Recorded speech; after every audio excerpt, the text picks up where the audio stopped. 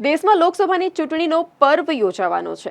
લોકસભાની ચૂંટણીને લઈને 7 તબક્કામાં તારીખો જાહેર કરવામાં આવી છે। અલગ અલગ રાજ્યની 7 તબક્કામાં જે ચૂંટણી છે તે યોજાવાની છે। ગુજરાતની વાત કરું તો ગુજરાતમાં 7 મેના રોજ ત્રીજા તબક્કામાં ચૂંટણી યોજાવાની છે અને સાથે જ રિઝલ્ટની પણ તારીખ જાહેર કરી છે, એટલે કે 4 જૂનના રોજ જે રિઝલ્ટ છે તે જાહેર કરવામાં આવવાનું છે।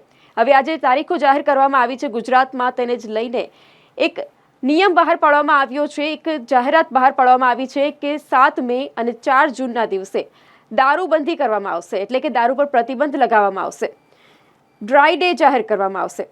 લોક પ્રતિનિધિત્વ અધિનિયમ 1951ની કલમ 135C હેઠળ મતદાન વિસ્તારમાં મતદાન પૂરું થવાના નિર્ધારિત કલાકની સાથે પૂરા થતા જે 48 કલાક છે, આ 48 કલાકના સમયગાળા દરમિયાન દારૂ કે નશાકારક પદાર્થોના વેચાણ ઉપર પ્રતિબંધ મૂકવામાં આવ્યો છે અને જેના પગલે સમગ્ર રાજ્યમાં 7 મે મતદાનના દિવસે અને 4 જૂન મતગણતરીના દિવસે ડ્રાય ડે જાહેર કરવા ગૃહ વિભાગના અધિક મુખ્ય સચિવ અને નશાબંધી આબકારી નિયામકને જરૂરી સૂચનાઓ આપવામાં આવી છે।